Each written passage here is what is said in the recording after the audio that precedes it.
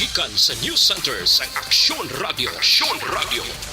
Yari ang mga nagapangunang nga balita sa syudad sa Bacolod kag probensya sa Negros Occidental. Mga balita lokal, nasyonal, sa Aksyon Balitang Bayan. Numero 1, Aksyon Balitang Bayan. Numero 1, two-time kapisanan ng mga broadcasters, Golden Dev nominee for Best Provincial Newscast. Aksyon Balitang Bayan. Numero 1. Aksyon Balitang Bayan. Numero 1. Kagkaroon ang inyo News Team.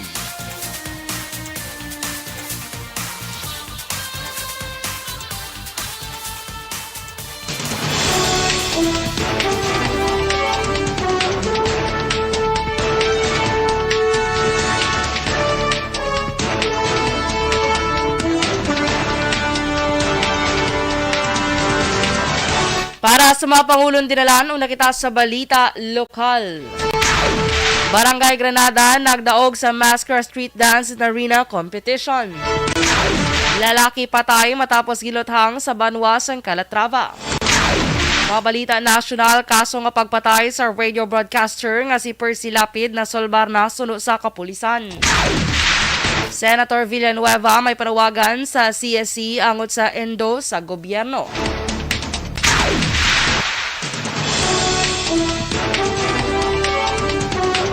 Maayong aga, syudad sa Bacolod, may aga Negros Occidental, kag bugos nga Western Visayas. Welcome sa pagpangalagad sa Aksyon Balitang Bayan numero 1. Karong adlaw, Lunes, Oktubre 24, 2022. Kaupod ki Action Boy Duran, ini naman si Action Dorel Cabato. Detalye sa balita lokal pagkatapos gid lamang sini. Ang balita. Pag champion ang ginamit mo, may pagkakataon kang maging milyonaryo. Champion na. Milyonaryo pa. Ilagay sa isang papel ang iyong name, age, address, phone number at pirmahan. Ilagay sa isang white legal-sized envelope at lakipan ng alinman sa mga required proof of purchase. Kasama dito ang tamang bilang ng empty sachets, wrappers at mga pouch ng Champion Superpower Detergent at Champion Antibacterial Fabricon. Sa labas ng envelope, ilagay ang promo title, ang POP na ginamit at MBC station na yung pinakikinggan. At ihulog ang iyong entries sa mga drop boxes na makikita sa iyong mga favorite MBC radio stations. Mas maraming entries, mas malaki ang chance mong manalo. Mamimigay kami ng 1 million pesos sa ating grand draw at libo-libong piso pa in cash sa mga weekly draws na magaganap sa mga MBC radio stations nationwide. Champion na. Milyonaryo pa. Champion. Tapat po sa inyo. Brought to you by Champion Supra Power Detergent with X-Stain Technology at Champion Antibacterial Fabric Conditioner.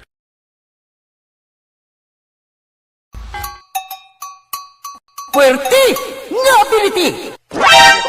Kasaysayan nga gipadala sang atong mga tagpalamati sa matag adlaw nga pagpangabuhi. Suno sa ila abilidad kag kun anuman nga mga diskarte nga mabuhi, maayo man o kun hindi. Ang tawo may abilidad. Kung imo inisaksihan kag panilagan ang ability, duna kag yara nga daan sa halos tanan. Kung ano man ang imo abilidad o kung diskarte sa kabuhi, magpamati sini nga palatuntunan kay mahimo ang imo abilidad kag diskarte, hindi na makapaayo sa sinuman kag inihalit na nga imo pagahinulsulan. Puwerte nga ability, kada hapon pagkatapos ng drama, Timbangan sang Katarungan.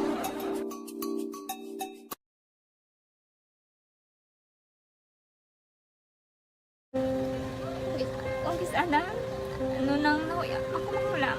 Eh, Jimmy, pigado. Tas, kay, ano ko sila. Madisurbo ko sila lang. Tapos kita, kakulbaan ko kay basi. Hindi ko mapasar kay.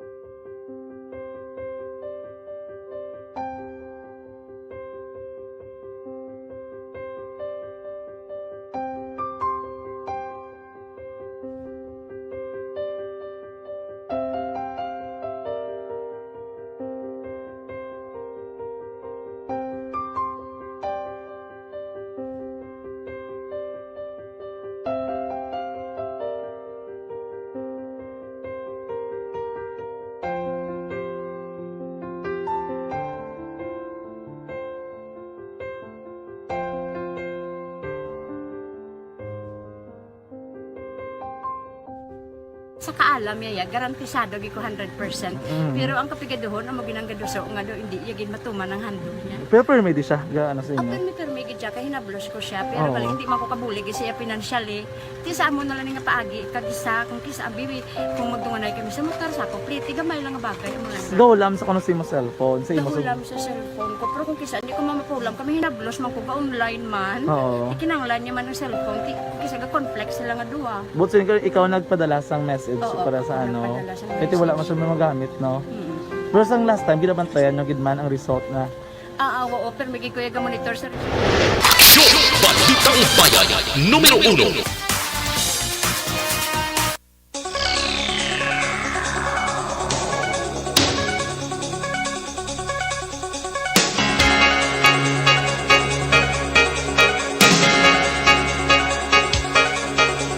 Action Radio Philippine Standard Time, alas 6:07, sa detalye na sa atong nagapanguna ng mga balita lokal. Nagkampiyon ang Barangay Granada sa street dance kag arena competition sa Mascara 2022. Ang Barangay Granada kabaton sang 1 milyon ka pesos nga padya bilang kampiyon. Samtang nakuha naman sang Barangay Sumag ang first runner-up kanakakuha sang 500,000 pesos nga padya. Ang second runner-up nagkadto sa Barangay Estefania, third runner-up ang Barangay 35, fourth runner-up ang Barangay Singkang Airport, fifth runner-up ang Barangay Tangub, sixth runner-up ang Barangay 31, kag seventh runner-up ang Barangay Alangilan. Gindeklara man bilang most disciplined nga contingent ang Barangay Granada. Ang Barangay Alice naman sa best in introduction, best in music ang Barangay Granada, best in mass and costume ang Barangay Sumag, best in theme and concept Barangay Estefania, kag ang Mascara Street Dance kag Arena Competition judge paagi sa arena performance nga may 60% kag street performance nga may 40%.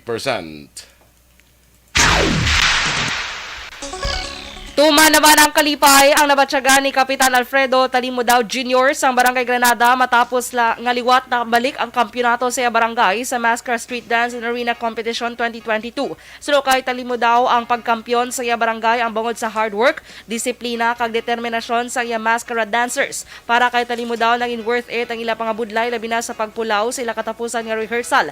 Ang mga choreographers ang Barangay Granada, ang Masanday Jodem Casabuena, Mark Philip Ramirez kag Romney Rafael. Si Jonel Benaventura naman ang ilang costume kag mask designer. Sa ribaloan ang Barangay Granada naka-Grand Slam na sadto, nagpahuway sa kompetisyon kag liwat nga nakuha ang kampyonato.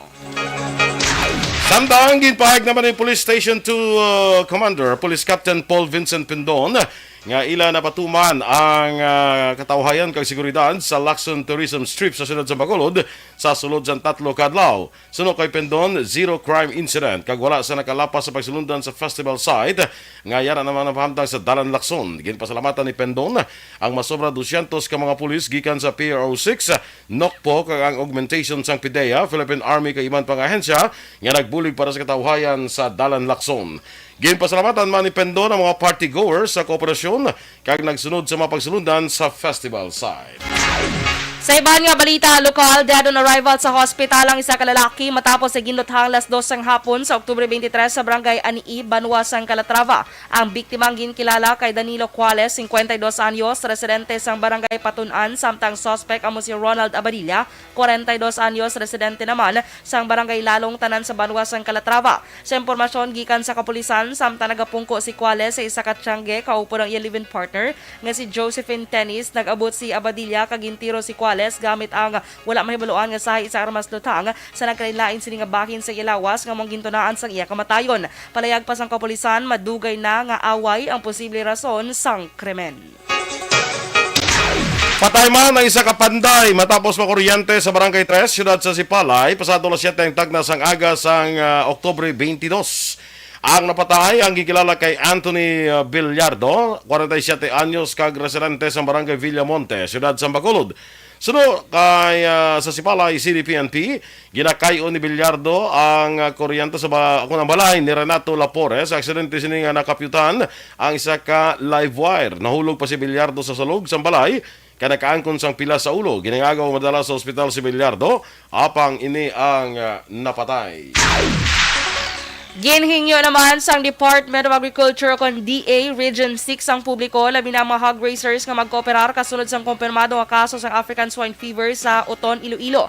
Base sa advisory nga ginpagwa ni DA 6 Regional Information Officer James Earl Ogatis, nagapadayon ang ila koordinasyon sa DA Central Office kag mga local government units. Ginpasiguro man ni Ogatis nga ang tanan nga aksyon sa ahensya nagasanto sa protocols kag guidelines may kang tanan sa surveillance, mitigation and control batok sa ASF. Nagpanawagan man ang ahensya sa publiko nga maging responsable sa mga ginahimo sa social media, labi na sa pag-post may kang tanan sa ASF agud hindi magtugas ang kangawa sa publiko. Dapat suno kay Ogatis nga mag-share sa mga Facebook posts may kang tanan sa ASF sa husto kag masaligan nga social media pages sa nga DA, LGUs kag media. Dugaw niya na ginahingyo man sa ahensya ang barangay officials nga mag-coordinate sa Office of the Municipal Agriculturist para sa organized and systematic approach sa pag-contain sang disease. Gilayon nga ipahibalo sa ahensya kung tisyahan nga nagaluya wala nagana magkaon nagapalamulang lawas kag mata sang baboy.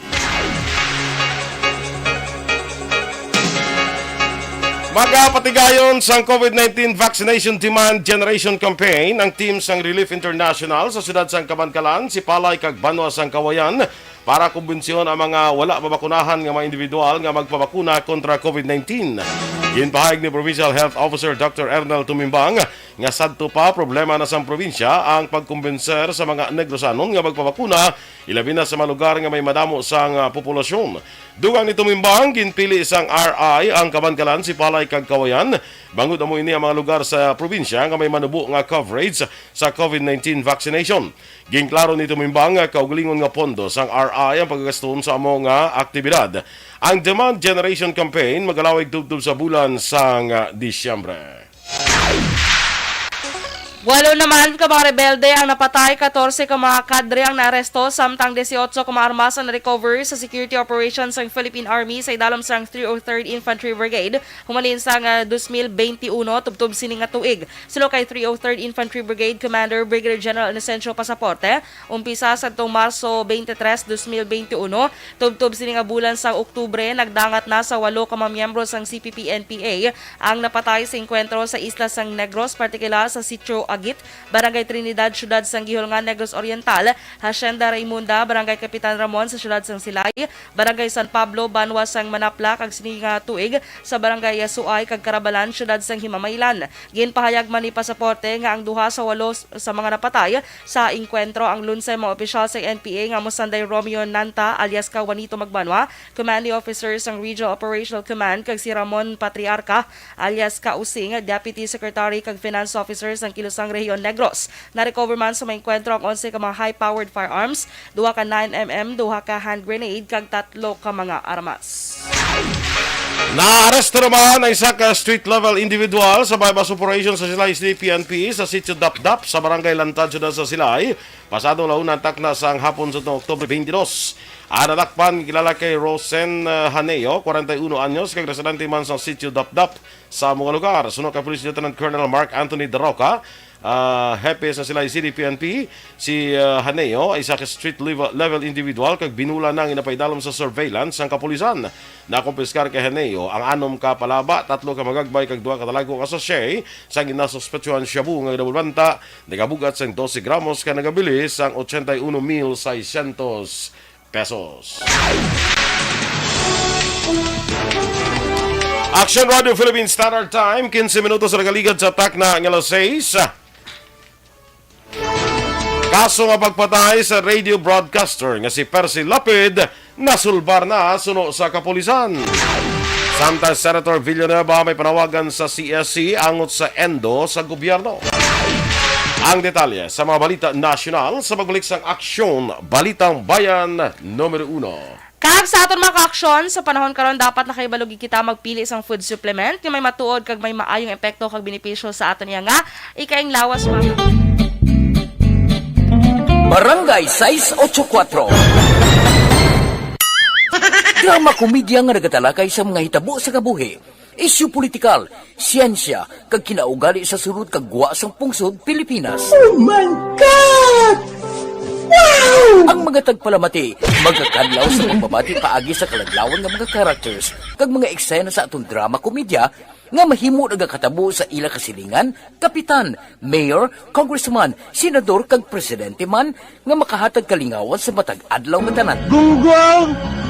Barinig kita sa mukha eh! Barangay Anuman nga oras kag tion, posible nga magluntad ang aksidente sa dalanon.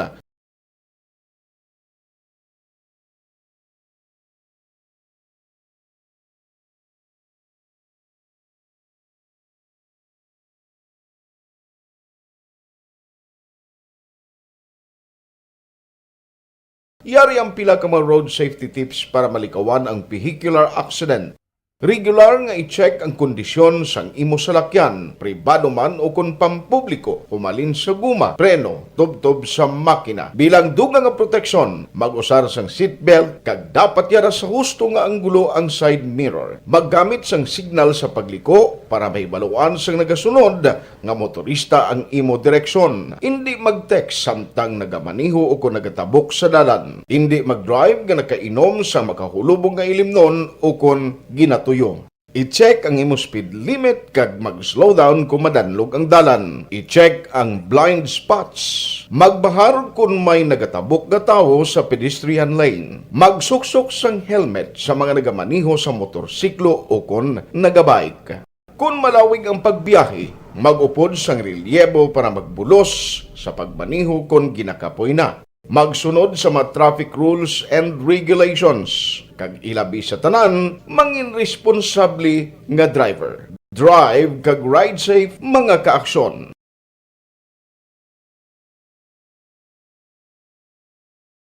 Ikaw bala nagahuragaw kung magtulog? Ari may mga pamaagi para nga malikawan o kung madula ang imo paghuragok sa tion sang imo katulugon. Ang paghuragok o kung snoring, isa ina ka sleeping order.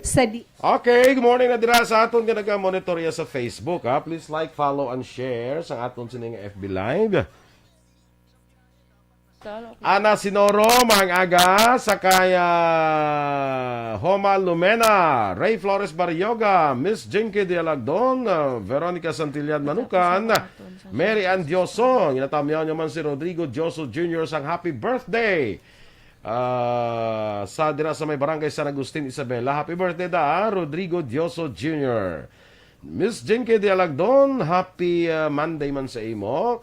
Kag kay Mr. Arthur Jeff Villasor, Vanessa Mayo, Dr. Matt Mayo, Noel Amar, Alma Oligon, Ike Montilla, Cirela Samar Aguilion, MJ Season, kay sa pamilya niya dira sa Don Salvador Benedicto. Kay Papa Joe kag mamang lulit niya da, no? Sige. Salamat man sa stars, sa padala, Miss Jinky. Thea K. Mariman, good morning. Jan Arlos, led sa Bagyos Atanasio. Sige, salamat man sa imo, no? Happy listening lang da sa pumuluyo kuno sang barangay Hiniga Kamalubalo sa Inigaran, especially kay tatay niya Rudy kag nanay Bagyos. Sa kay Inday Plaza, mag-aga man sa imo dira. Kag dira sa kay Ma'am Vanessa Mayo kag Dr. Matt Mayo sa Minnesota, USA. Good morning. Kay migo taman Juan Bolgalyo dira sa may Las Vegas, Nevada, mag-aga man sa kay Kumari ko Teresa Linahakayaw sa Bago City, good morning. Kay Ma'am Luisa Loing Melos, morning man sa imo. Kag dira man kay amigo naton Melchor Melos. Kag si Chay Indring dira, good morning man. No? Kag sa kay Kumari ko Virgil Legaspi Coloso, morning man. Sa kay kagawad Melchor Baroka Rombines bala sa may hinubaan, happy Monday. Kag kay classmate ko Marcy Rombines Junio, good morning, no? Sa mga taga barangay Maudra nga sa kay kagawad Taba Pilyeho da may aga kay kagawad Imbong Jocampo, no? Morning man. O sige, ari na si Ma'am Banola, no? Jo Marie Macariola Estelioso. Morning man, kag happy birthday kuno sa akon asawa. Sa iya asawa, hindi ako na. Happy birthday sa asawa ni Jo Marie Macariola Estelioso, Mama Mia. Sabi niya nga, si Mama Mia, do kuan mo na iya, do si Freddie Mercury mo na ya? Freddie Mercury? Ang Mamma Mia, kabati ka na? Kanta sang Mamma Mia. Uy. Mamma Mia, Mamma Mia. Correct. Ano to, birthday? Birthday ni Mama Happy sa birthday! Sawa ni Jo Maria. Okay. Jo Maria may sawa na? Sige. Tila mo ni Guro nga Jo Maria. Jo Maria ka ni Macariola Estelioso. Abe ko si Jo Marie, Valderrama. Gapaninda, pati subong sa Burgos. Yes, Jo Marie Valderrama yan. Si Salvador Hilbert Sumayang. Ginagreet niya lang gali mga taga-barangay Mailom sa Baguio City. Yes. Kagagina na ba? Sama ni kay Dennis. Kagambal siya tapos na yuhom ang tanan. Ari sa babaw. Gini mo, good morning sa imo dance. Natapos na yuhom dance. Way kagid kalagaw dance ay. Kailan na siya next time gila. Kay ko ano kung na... natapos sa iyong tanan, ano tayo matamay naman ta? Ay, hindi tayo pwede magyambi. Kaya kung magyambi ta, mas damo nga maso sa atong ginagamit. Correct? Kaya mo nagakunot ang atong yung tsura. Hindi, ang Mamma Mia, no, Maldinis, hindi lang ako na ya. Freddie Mercury na ya. Ilang taon, tabi? Double check ta. Mamma Mia, let me go. We go again. Mara? Bye. Alay mo na iya, Mamma Mia ya. Siya mo na iya. Mama. Basi Mama Leia, ito yung kaya. Salain. Si Lini Dennis niya tapos na tanan. Yung home. Action boy. Ano? Ate, amo na namin ni Actually, ni Dennis sa yan ni si Freddie Aba. Mercury, may lyrics na nga Mamma Mia, pudulain ang title sila. Okay. Ang ginkanta ko to, amo to, tsaka Amo si to Aba. siya, Aba to Si siya. Aba nagkanta. Aba Lingkod. Aba Lingkod party list. Ala, bala ka tayo kagawad. Bohemian Rhapsody na. Muna ang litsak to na si Mamban. Nan, si Lingkod Reduction Board. Ang Bohemian Rhapsody, muna iyan ni Freddie Mercury, di ba? Nga may word nga Mamma Mia. Malay man na yung Mamma Mia nga kanta. Sakto na si Mamban daw, Bohemian Rhapsody. Happy birthday ka sa tiya ni Salvador Hilbert Sumayang na si Gloria Vilbar. Sige. Standby na kita sa mga balita national.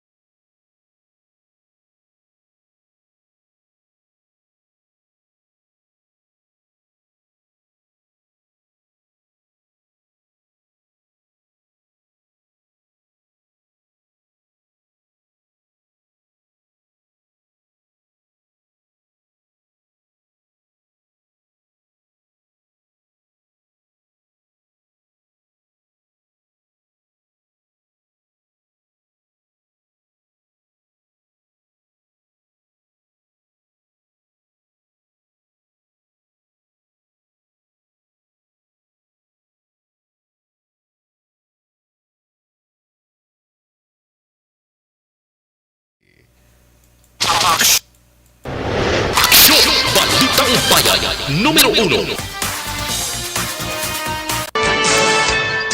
Action Radio Philippine Standard Time, las 6:27. Sa detalye na sang mga balita nasyonal. Ginakabig sa kapulisan nga case solved na ang kaso nga pagpatay sa radio broadcaster nga si Percy Lapid.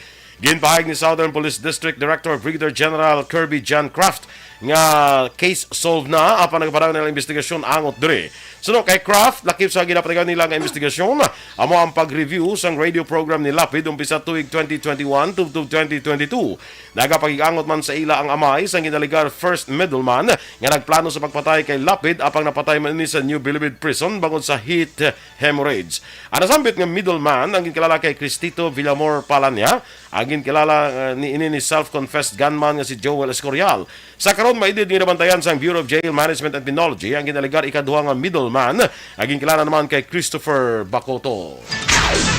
Ginpahayag sa Philippine National Police nga ang gin-surrender nga passbook sang self-confessed gunman nga si Joel Escorial ang nagapamatuod sa iya ginpahayag nga nakabaton na ini sang 550,000 pesos para sa pagpatay sa broadcaster nga si Percy Lapid. Sunod sa kapulisan, 5 ka deposito nga ginhimo sadtong September 14 tubtob Oktubre 4 ang nagsulod sa account ni Escorial. Sa iya extrajudicial confession, gin-contact siya ni June Villamor sadtong September 5 angot sa assassination mission nga nagabalor sang 550,000 pesos. Dugang pa isa ka inmate sa New Bilibid Prison ang nagtawag sa iya sa September 15. Ago di paibalo nga na-deposito na sa iya account ang down payment nga 100,000 pesos. Sa passbook ni Escorial nakita nga may duha ka deposit transactions ang ginhimo sa amo mismong adlaw nga nagabalor sang tag 50,000 pesos. Duga nga 100,000 pesos ang gin-fund transfer sa iya sunod nga adlaw sa September 16 nga adlaw sun sa diin si Escorial kag makopdanan sini ang nagpatigayon sang surveillance kay Lapid. Sa Oktubre 4 isa ka adlaw matapos ginpatay si Lapid,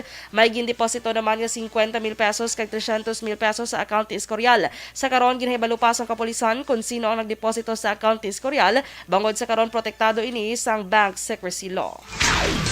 Ginapanawagan naman ni Senate Majority Leader Joel Villanueva sa Civil Service Commission nga solusyonan ang mataas sa kadamuon sa mga empleyado sa gobyerno nga kalakip sa job orders kag contract of service. Kagatagan sila sang security of tenure, ilabi na kung sila ang may civil service eligibility. Ginpahayag ni Villanueva nga samtang ang gobyerno ang may 170,688 nga wala na butangan nga posisyon, mayara naman ini sang 642,077 nga empleyado nga JO kag COS nga tiglawas sa 26.7% sa kabilugan nga mga mamugon sa gobyerno. Sa datos ng CSC, ang mga ahensya nga may pinakapataas nga kadamuon sa mga empleyado sa JO kag COS among DPWH, inasundan sa DepEd, DOH, DSWD kag DENR. Yara sa 72,500 o kung 31% sa pasahero nga salakyan pa lamang ang nagkuha sang fare matrix sa Land Transportation Franchising and Regulatory Board kun LTFRB gikan sa 256,000 nga public utility vehicles nga dapat magbutang sang matrix para makapanukot sang taas sa plete sa mga pasahero. Suno ko LTFRB Executive Director Robert Pig ang nasambit nga kadamuon sa managkuha sang fare matrix ang tuman kanubo. Nahang pa naman ni Pig kun nga madamo sa gihapon nga mga operator kag driver sang pasahero nga salakyan ang wala nakakuha sang fare matrix. Sunod ri mahimo bangod sa pandemya sa sulod sang 2 ka tuig, wala pa nakaparehistro ang kadamaan sa ilang salakyan. Ginanunsyo naman ni Pig nga i-waive ang penalty sa mga operators nga wala nakaparehistro sang ilang salakyan, rason nga mahimo na sila makakuha sang fare matrix. Ginatun-an man sa LTFRB board nga ipaiway anay ang pagpanukot sang 520 pesos nga filing fee para makakuha sang fare matrix sa mga operator nga tuman nga napektuhan ang palangabuyan sa panahon sang pandemya. Naglabot sa 50 pesos ang bayad sa kada unit sang salakyan nga tagan sang fare matrix gikan sa LTFRB. Gin-relieve ang 11 ka police officers nga nadestino sa National Capital Region nga ginaligar involbado sa kaso sa pagkadula sa pila ka mga manugbulang. Suno kay NCRPO Acting Regional Director Brigadier General Jonel Estorno nga Oktubre 21 ginpapanahog ang order sang reassignment sang kapulisan bangod sa kasong ipasaka sa ila sang National Bureau of Investigation Task Force Against Illegal Drugs bangod sa pagkadula sang 4 ka manugbulang sa Cavite. Ginkilala ni Estomo ang mga kapulisan nga mosanta o kung pedalo man sila sa restrictive custody sang Regional Headquarters Support Unit. Ginapangatubang sang 11 ka mapulis ang kaso nga kidnapping kag serious illegal detention sumuman ang paglapas sa Anti-Enforced or Involuntary Disappearance Act.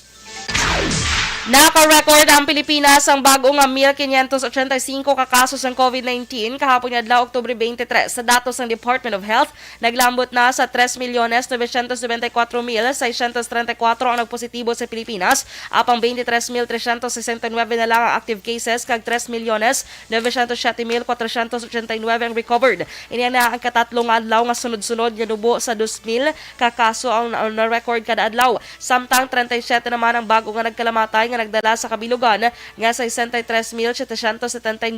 Ang positivity rate sa Oktubre 16 to 22 ang naglambot sa 13.6% nga mas manubo sa 14.8% nga na-record nagdigad nga semana.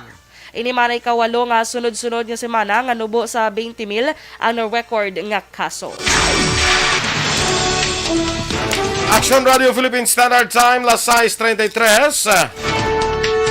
Inyo imamatian aton mga balita sa Action Balitang Bayan numero 1. Standby na sa Action Report, second portion. Upod kay Action, Fred Salanga. Balikay kita sa Action Balita Morning Edition. Upod yapon sa inyo News Team. Aksyon, Dorel Cabat. Kag-Action Boydran. Una sa balita, una sa aksyon. Sa Bacolod Action Radio.